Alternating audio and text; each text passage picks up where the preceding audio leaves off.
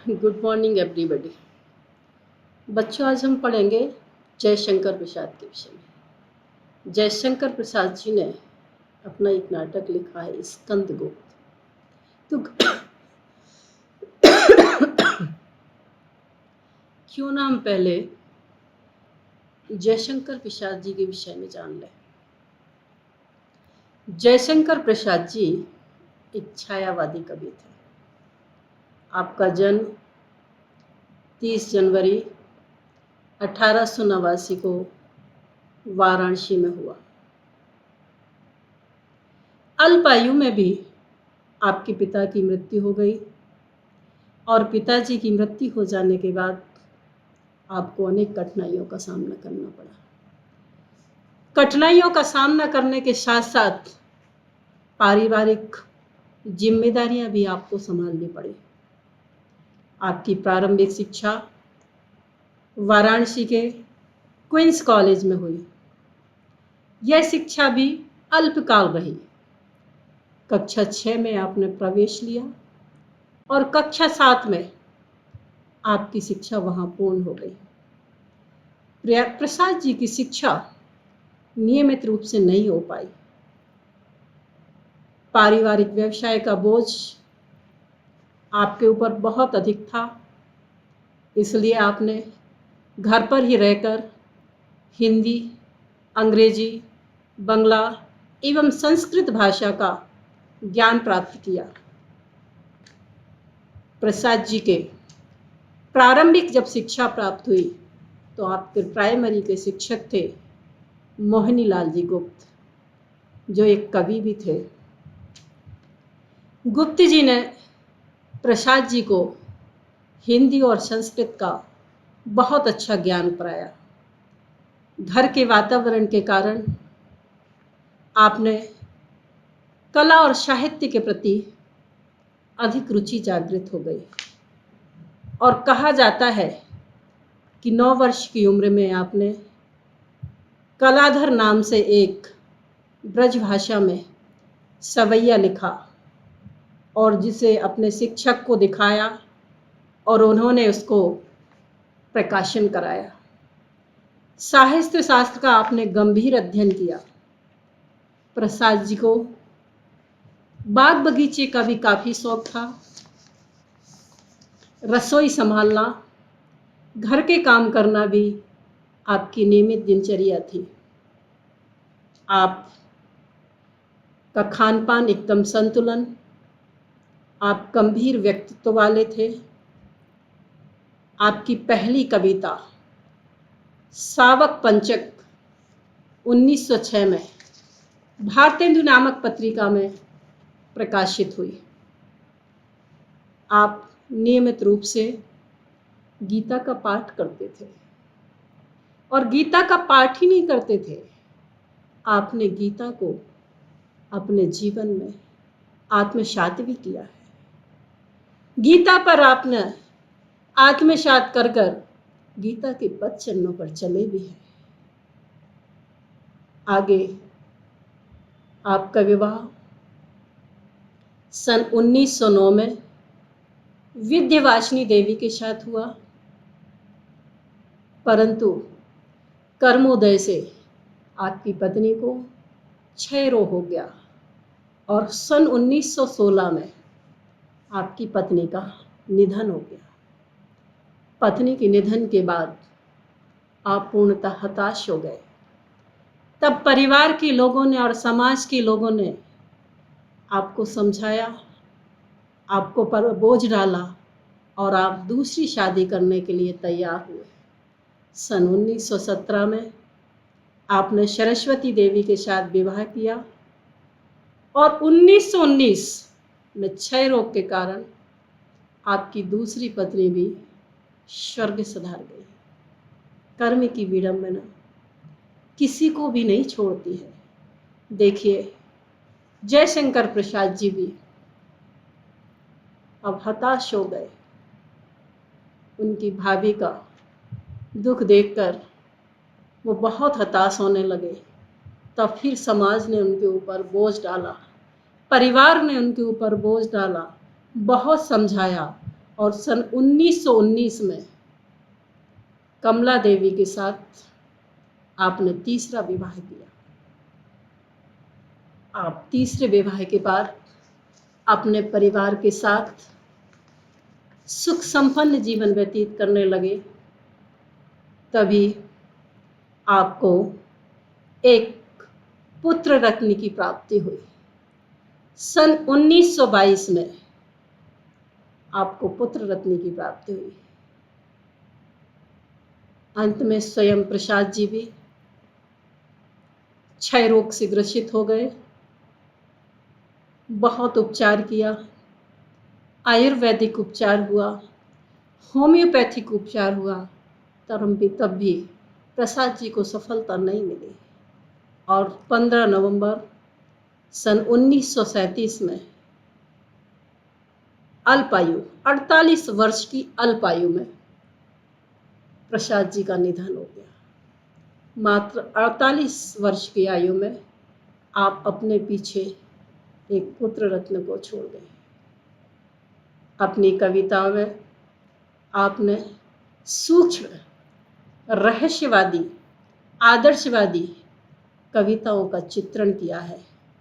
आपने काव्य जगत में अद्भुत अद्भुत श्रृंखला जगाई है, अद्भुत काम किया है काव्य जगत में। आपने अपनी पत्रिकाओं का भी प्रकाशन किया, बहुत सारी पत्रिकाओं का प्रकाशन किया, जिसमें इंदु और हंस प्रमुख रूप से पत्रिकाएं आपकी निकली। आपने रस काव्य में कामायनी और कहानियों में छाया, आंधी, आकाशदीप, हवाई आदि आदि कहानियां भी आपने लिखी। जयशंकर प्रसाद जी एक सुलझे हुए व्यक्तित्व थे। आपको संस्कृत और हिंदी के प्रति आत्मनिष्ठा थी। आप ब्रजभाषी, खड़ी बोली का भी आपने अपने साहित्य में बहुत अधिक प्रयोग किया है। जयशंकर प्रसाद जी ने बहुत सारे नाटक लिखे हैं। आगे हम जयशंकर प्रसाद जी के स्कंदगुप्त नाटक के विषय में चर्चा करेंगे। स्कंदगुप्त के विषय में चर्चा कर रहे थे। जयशंकर प्रसाद जी का स्कंदगुप्त नाटक। तो स्कंदगुप्त क्या है, कौन थे, इसके विषय में चर्चा करेंगे। कि सन 1988 में प्रकाशित एक ये ऐतिहासिक नाटक है। गुप्त वंश ने सन 455 से लेकर 455 ईस्वी से लेकर 466 ईस्वी तक, अर्थात 11 वर्षों का वर्णन इसमें है। गुप्त वंश भारत का प्रभावशाली वंश था। उसी वंश का एक युवा था स्कंद वंश, जिसको इस नाटक में आधार बना गया है, जिसको आधार बनाकर नाटक लिखा गया है। इस नाटक में गुप्तकालीन संस्कृति, इतिहास, राजनीति संघर्ष, पारिवारिक कलह आदि षड्यंत्रों का वर्णन किया गया है। स्कंदगुप्त पर हुणों का आक्रमण सन 455 ईस्वी में, हुण युद्ध की समाप्ति 466 तक की कहानी है। यानी हुणों ने जो आक्रमण किया है वो 11 वर्षों तक आक्रमण किया और पूरे नाटक में 11 वर्ष की कहानी है। यह नाटक देशभक्त, वीर, साहसी, प्रेमी स्कंदगुप्त विक्रमादित्य के जीवन पर आधारित है। इस नाटक में 5 अंक हैं, 33 दृश्य हैं और गीतों की संख्या है 17। इसमें प्रमुख पात्र हैं स्कंदगुप्त, जो नाटक का प्रमुख नायक है। स्कंदगुप्त युवराज विक्रमादित्य, ये बहुत देश प्रेमी है, वीर योद्धा है, स्वाभिमानी है। दूसरा पात्र है कुमारगुप्त, ये मगध का सम्राट है और महादंड नायक है। तीसरा पात्र देवकी, ये गुप्त की बड़ी रानी और स्कंद की माता है। चौथा पात्र है अंत देवी, ये पुरगुप्त की माता है और स्कंद गुप्त की छोटी रानी है। फिर नेक्स्ट है गोविंद गुप्त, ये कुमार गुप्त के भाई हैं। फिर है पर्णदत्त, ये मगध के सेना नायक हैं। और फिर है चक्रपातीत, ये स्कंद गुप्त के दोस्त हैं। वधु वर्मा, ये मालव का राजा है। अभिनव वर्मा वंदु वर्मा का भाई है। जयमाला मालव की रानी है। देवसेना, ये वंदु वर्मा की बहन और नाटक की प्रमुख नायिका है। वंदु वर्मा की बहन है। एक समय ऐसा हुआ स्कंदगुप्त का नजर इन पर भी गई, परंतु इन्होंने अपना बचाव किया। और फिर विजय है मालव की कुबेर की कन्या। कुबेर मतलब जो धनपति होता है, महान धनपति जो होता है, उसकी कन्या है।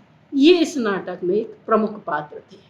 अब अपन पढ़ते हैं, आगे चलते हैं कि स्कंदगुप्त नाटक जो प्रसाद जी का सर्वोत्तम ऐतिहासिक नाटक है, उसके कथन के बारे में अपन देखते हैं कि क्या है स्कंदगुप्त का सर्वप्रथम कठिन नाटक।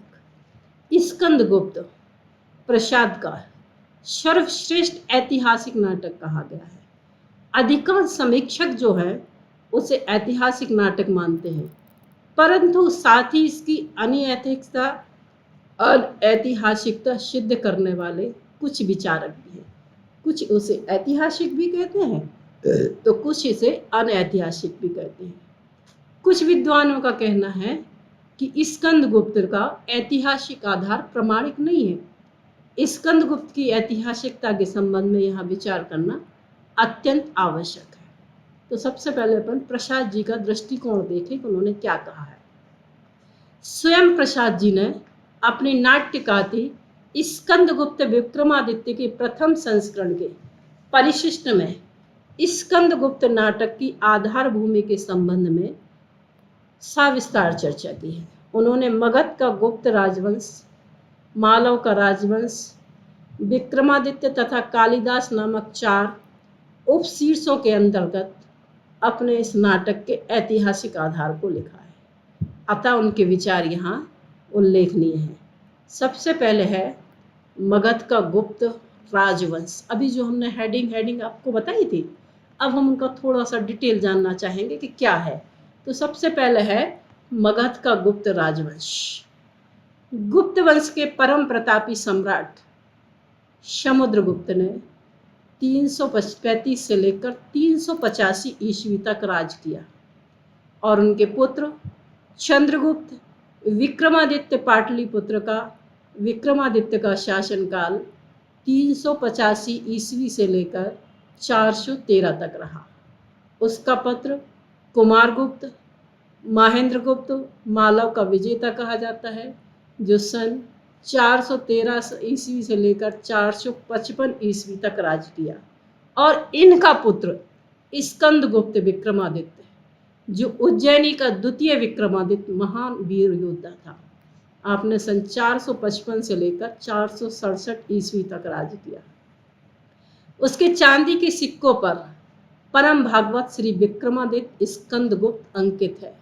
जो वह चांदी का सिक्का चलता था उस पर नाम चलता था विक्रमादित्य का, स्कंदगुप्त का। उसके पश्चात उनकी विमाता पुत्र पुरगुप्त प्रकाशित गद्दी पर बैठा, जिसने केवल 2 वर्ष शासन किया, मात्र 2 वर्ष। स्कंदगुप्त के पश्चात उसने श्री विक्रम नामक उपाधि ग्रहण कर ली, क्योंकि उसके सोने के सिक्कों पर भी विक्रम मिलता है, इसलिए उन्हें विक्रमादित्य कहा गया। अब दूसरा है मालव का राजवंश, मालवा राज नरवर्मा। ये सर्ववर्मा के पुत्र थे, जो गुप्त सम्राट समुद्रगुप्त का समकालीन था।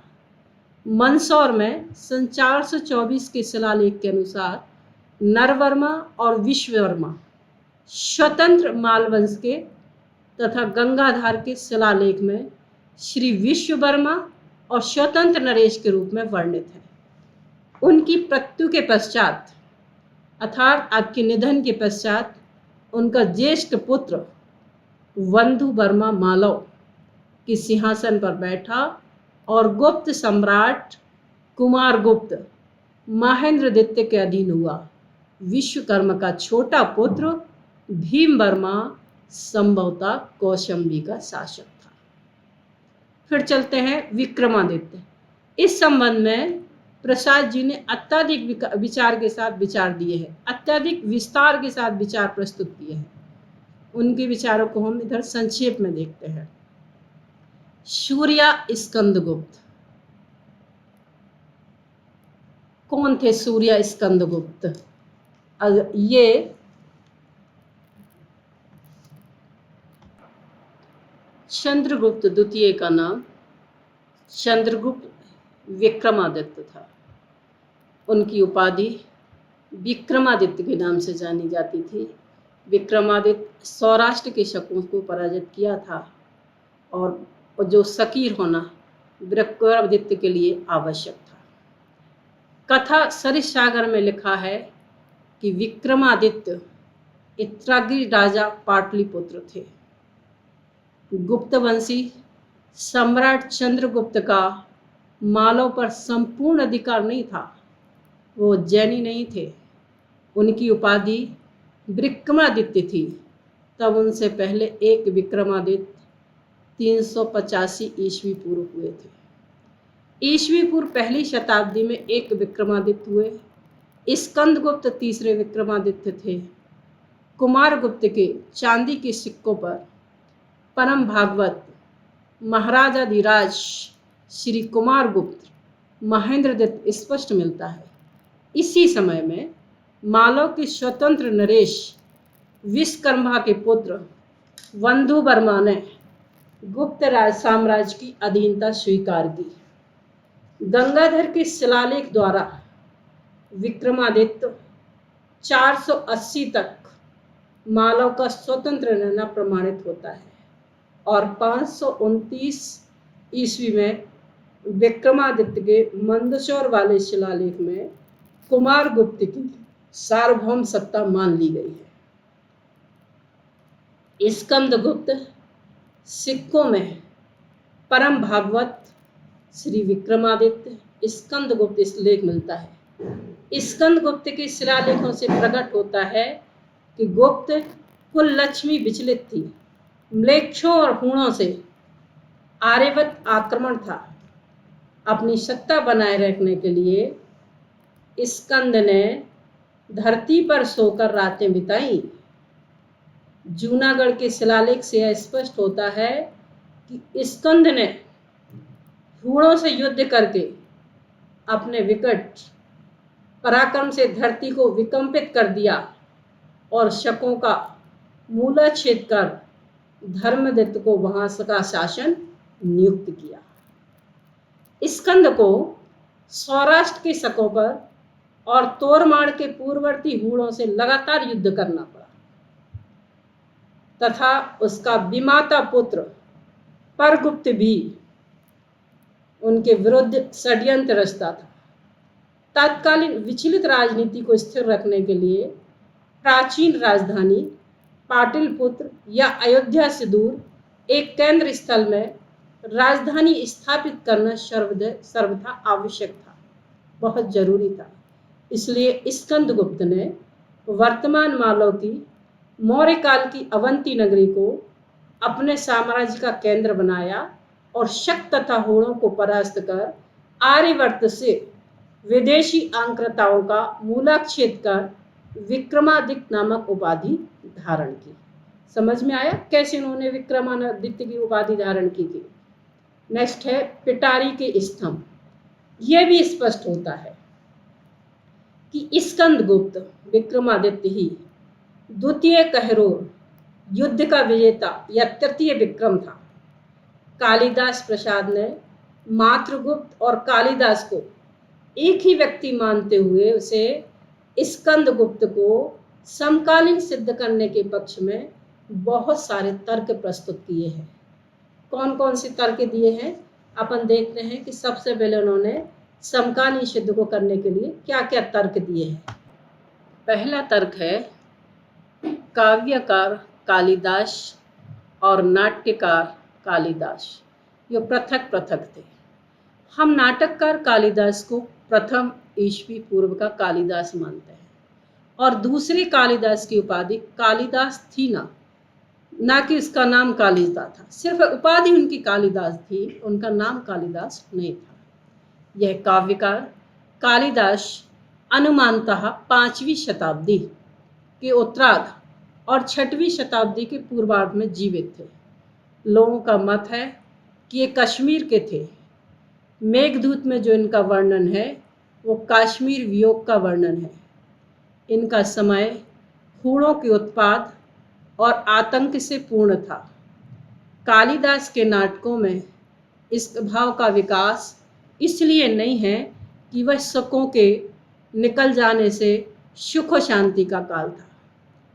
ज्योतिर्विदावरण ईस्वी की 5वीं शताब्दी के अंत और 6वीं के आरंभ में होने वाले कालिदास की कृति है। नाटककार कालिदास के पीछे भिन्न एक दूसरे कालिदास के होने का और केवल काव्यकार होने से उसमें प्रमाण है। काव्यकार कालिदास नाटककार से भिन्न है। कालिदास उनकी उपाधि थी, परंतु वास्तविक नाम क्या था ये गोपनीय है। 500 वर्ष के प्राचीन पराक्रम बाहु चरित्र में कहा गया है कि सिहल के राजकुमार धातुसेन कुमारदास से कालिदास से बड़ी मित्रता थी और उसने कालिदास को अपने यहाँ आमंत्रित किया। महावंश के अनुसार उसका राजकाल 511 ईस्वी से 524 ईस्वी तक रहा। वह स्वयं अच्छा कवि था और उनकी चरित्र की रचयिता थी। राजतरंगिणी में एक विक्रमादित्य का वर्णन है जिन्होंने प्रसन्न होकर कश्मीर का राज मात्रगुप्त नामक एक कवि को दे दिया। डॉक्टर भाऊदास का मत है कि यह मात्रगुप्त ही कालिदास थे। प्रवरसेन, मात्रगुप्त और विक्रमादित्य परस्पर समकालीन 6ठी शताब्दी के माने जाते हैं। महाराष्ट्रीय भाषा का काव्य सेतुबंधु दहिमु प्रवरसेन के लिए कालिदास ने बनाया गया। प्रवरसेन का नाम तजीन भी था और संभवतः उसकी सभा में रहकर कालिदास ने अपनी जन्मभूमि कश्मीर में यह पहली प्रति तैयार की होगी, क्योंकि उस समय प्रकृति का और उस समय प्राकृतिक का प्रचार कश्मीर में अधिक था। वह उसकी प्राकृतिक जो भाषा थी उस समय भारतवर्ष में राष्ट्रभाषा के रूप में व्यवहृत थी, इसलिए उसका नाम महाराष्ट्री था। कालिदास के संस्कृत काव्यों और महाराष्ट्रीय काव्य में कल्पना शैली और भाव का साम्य भी है। ऐसा प्रतीत होता है कि किसी कारण से प्रवरसेन और मात्रगुप्त कालिदास में अनबन हो गई तथा मात्रगुप्त को राजसभा और कश्मीर छोड़कर मालव जाना पड़ा। तब उन्हें स्कंदगुप्त विक्रमादित्य का ही आश्रय मानना होगा, क्योंकि तुंजीन और तोरमाड़ के समय में कश्मीर पारस्परिक विग्रह के कारण आरक्षित था। उज्जैनी के विक्रमादित्य के लिए भी यह उल्लेख भी है कि सा कश्मीरी रांस सकवेरी यानी काश्चरीकृता और स्कंदगुप्त विक्रमादित्य को ही चंद्यायता था कि कश्मीर विजय कर उसके मात्रगुप्त को दान कर दिया है। स्वमत निर्धारण और 4 शीर्षकों के अंतर्गत विवादास्पद ऐतिहासिक तथ्यों के संबंध में अपने विचार व्यक्त करने के उपरांत प्रसाद जी ने अपने इस नाटक के संबंध में कुछ निजी मान्यताएं भी प्रस्तुत की हैं। क्या कहा प्रसाद जी ने? कुछ अपनी स्वयं की मान्यता भी उन्होंने दी है। सबसे पहले उन्होंने कहा कि विक्रमादित्य की मृत्यु के उपरांत मात्रगुप्त कश्मीर राज छोड़ देता है और वह समय सिहल के कुमार धातुसेन का भाई भी है, अतः इस नाटक में धातुसेन भी एक पात्र है। बंधु वर्मा चक्रपालित, पर्णदास, शर्वनाथ, भट्टराक, पृथ्वीसेन, खिगिल, भीमवर्मा, गोविंदगुप्त आदि सभी पात्र ऐतिहासिक व्यक्ति हैं।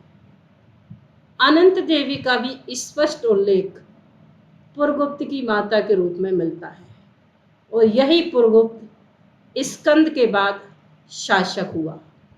स्कंदगुप्त की माता का नाम देवकी रखा गया और स्कंदगुप्त के एक शिलालेख में हथरी पूर्वी कृष्णोदेव काव्यता उल्लेख भी मिलता है। देवसेना और जयमाला वास्तविक और कल्पित पात्र दोनों ही हो सकते हैं। विजया, कमला, रामा और मालिनी जैसे किसी दूसरे नागधारणी स्त्री के भी उसी काल की संभावना है, तब ये भी कल्पित है। प्रसाद की मान्यताओं का खंडन यद्यपि प्रसाद जी ने अपने नाटक स्कंदगुप्त विक्रमादित्य की ऐतिहासिक पृष्ठभूमि पर विस्तार पूर्वक विचार किया है। कुछ समीक्षक इसे अन्योन नाटक मानते हैं और श्री परमेश्वरी लाल गुप्ता ने तो इस संबंध में निम्नांकित विद्या प्रस्तुत की है। आपने कहा है,